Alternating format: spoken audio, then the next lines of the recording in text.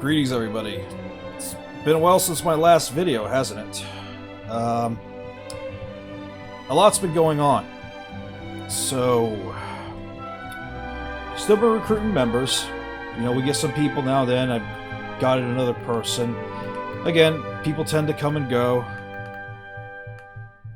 They play for a little while, then they stop, then they come back. We just had a version 7.5 update, in fact. Because it's a brand new update, names aren't really populating right now for NPCs from the looks of it. That tends to happen when Clarity has to be updated for a major update. Along with it came a new class, the Hermit, which I will look into and make a video on when I can. I was hoping to today, but I have to actually play with the class first, level it up, see how it works before I can give my usual showcase with it. So, we're going to address a few things here. What have I been up to? What I plan on doing? And so on. So, basically for over the last year, I've actually been somewhat unemployed. I was basically laid off from my previous job.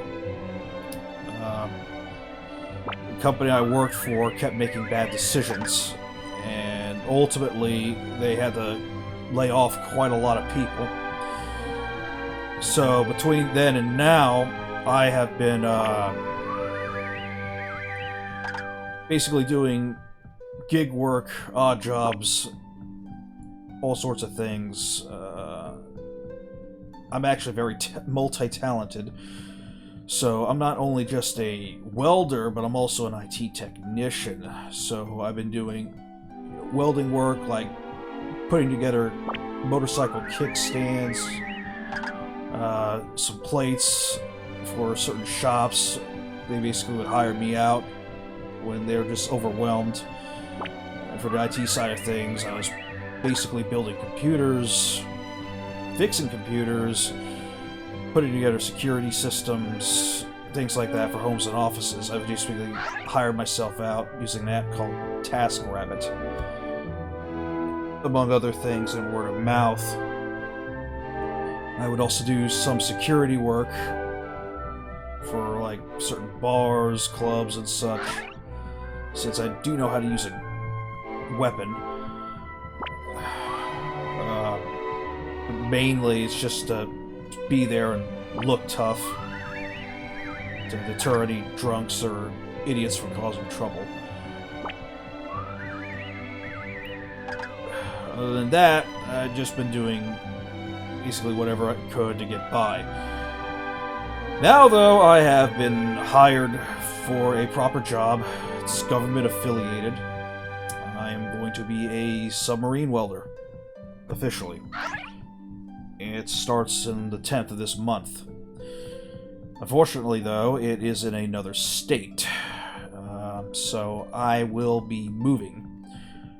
Thus, I'm not going to be able to get much PC time for a while until I've picked out an apartment, get everything settled in. My absolute biggest concern is my PC computer. I know some of you have seen it when I made videos of it about over a year and a half ago or so. The thing is heavy. It is 160 pounds. I'm going to have to basically take all the coolant out of it, try to package it, and keep it as stable as I can so nothing inside of it moves. I mean, it is extremely rock-solid PC, but that's my fear, that upon transport it gets damaged, so I gotta do whatever I can to make sure none of my stuff gets damaged on transport. It's a 3.5 hour ride from wherever it is I have to go down there to for whichever apartment I pick. So, hopefully nothing happens. In the event something does happen to my PC and it becomes inoperable and I have to basically try to repair it either through my own means or through the boutique I got it from. Okay, that's gonna put me out for a while. In the event that I have to replace it entirely, that's the worst case scenario. I'll still be making vids. I'm just gonna have to use my old PC to do it. It's not gonna be as high quality, of course. Probably have to go back to 1440p if I have to do that.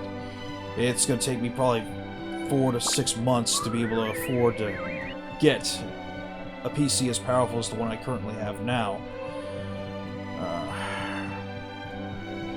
Since again, I live on my own, I don't have really any responsibilities, no wife or children or anything like that. Do I get That's a silly question. Yes, I do. I mostly ignore it, though. Especially in my bouncing work. I've had quite a few girls come up to me to ask me out, and I ignored them all. I'm not really the relationship kind of guy. Never really have been. I prefer to keep to myself and make my life as simple as possible. So, once I'm all moved in as such, I will probably get back to DQX main playing, of course. Zenith XI, which I've mentioned before in previous videos, it looks like it's coming along great. They put out a development progress report. It's in their Reddit, their own Zenith XI Reddit. They got more developers now. And it's like I said, once Zenith XI officially launches, that and DQX, and I guess Genshin Impact is what I'm going to mainly always be playing. Of course, I will play some certain single-player games and such.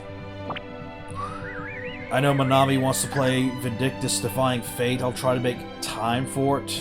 But once Final Fantasy XI Zenith XI server rolls out, I'm going to basically do whatever I can to get to a point in it to where I'm just logging into it for weekly Link Shell raids. Maybe the occasional H&M. Since the Zenith XI server is going to have pop H&Ms, I'm not too worried about it. Zenith XI is going to be an excellent server with all the things that I've wanted in it that Horizon didn't have. Minus, well, of course it's going to minus have the trouble administrators that run at Horizon. Zenith XI is going to be a lot more fair. But, yeah, other than that, yes, I have been playing a side game called Game of Thrones King's Road. It's not doing well. I researched into Netmarble for a while now, looked into the forums, and discovered that Netmarble is one of those long-existing freemium cash grab game designers that's been doing it for the last 8 years, I believe. Basically making trash freemium games. Like, they practically make one almost every year. They're actually making 2 of them right now, based off of popular IPs. And I realized that that's how their gimmick. They basically make trash game after trash game to quickly make as much money as they can and then abandon it once it no longer makes them money. But some of their IPs actually stay existing, despite they use the same formula, the same crappy design circles, the same development cycles, all that. Pretty much to try to make as much money off of its players as possible. They went and made that massive mistake with Game of Thrones King's Road, and the population of the game has already dwindled to, according to Steam charts, and from what I can estimate based off of people who actually uses its Netmarble launcher, which is always a bad idea. Try to always stay to one launcher. If Steam can play it off of Steam. Too many launchers on your system can actually degrade you. But judging from the queues, the lack of people, it's got less than 2,500 players playing on it actively each day. Again, it is a mobile game designed disguised as a PC game, and the difficulty and controls is based off of PC players. So mobile players are not only screwed in it, but they also get extremely bad graphics because most phones can't even play the game properly without it overheating. I have seen screenshots of people desperately trying to play it on their mobile devices, and it looks like Nintendo 64 graphics. Well, at least for the ground and wall textures. I'm not kidding. It really looks that bad. They have to put it to the lowest settings just to prevent their phones from overheating. So, yeah, the population continues to decline on it. Curious free-to-play players get into it, realize how bad it is, then they quit. The game is losing about 4 to 8 players every single day. I've been keeping track of it on Steam charts. It's probably going to go down to an active population of less than 1,600 probably by the end of September. So I don't expect the game to really last long. They might just keep it chugging along. It doesn't even have its Asian server up. I doubt they're going to release an Asian server for it because most Asian phones aren't going to be able to run it anyway. Asia is a very high mobile market, but I know Chinese, Japanese players, and Koreans, even market where it's based on, are going to just flat out ignore it. They prefer anime-style games anyway. There's just nothing redeeming about the game. I don't even know why I continue to play it. It's probably because I have an alliance in there that I run. And I did promise them once I see the Steam average number dip below 900, that's when I'm passing the leadership off to somebody else and quitting it. Because if it gets down that low, I mean, I don't even think it's making them enough money to justify for them to develop it any longer. They've been clearly showing that in their updates. I'm pretty sure they're going to end of service the game probably in the next 2 to 3 months as the numbers continue to drop. So it's been a distraction. Honestly, I wish I didn't get into it or put the little bit of money I put into it. So I will likely be quitting that probably mid-season 3, which is going to start at the middle of September. I'll probably play it a couple of weeks into Season 3, and that's when I'm going to just uninstall it and quit it. The game just has too many bugs, too many cheaters, too many exploiters, just poor quality all around, and it's just not a good game. I'll likely also take it out of the Discord list, because we have a server channel for it. Other than that, again, this team has been going on for what, 3, 4 years now? It's been a while, hasn't it? But I do plan to make a Hermit video, and I do plan to make story videos. I'm still version 7.4, in fact, and now 7.5 is out.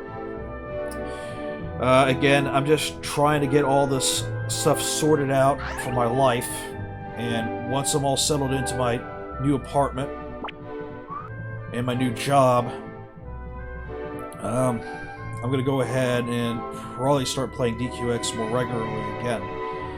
It's just I've been busy with packing, I've been busy with all the job searching and everything I was doing over the past year. I couldn't really play or do anything. The team's still going on decently. Again, people come and go. I've had officers come back in to play for a while, come back out. Looks like Jim has stopped playing regularly himself. I'm probably gonna, once I'm back in and playing again, I'm probably gonna start making more videos more regularly too. For today, though, I'm gonna see if I can figure out where the Hermit class comes from and make a questing around video for that. But yeah, that is just about everything I wish to talk about. So, as always, feel free to join the Discord. Join a team if you like. I can still log in at times to invite people, but for at least the next few weeks, since I'm going to be down at state, working the new job, staying at a family member's place, I won't have access to my computer.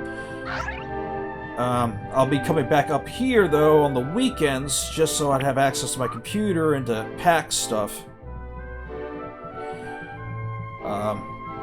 But basically, it's going to be up to my officers.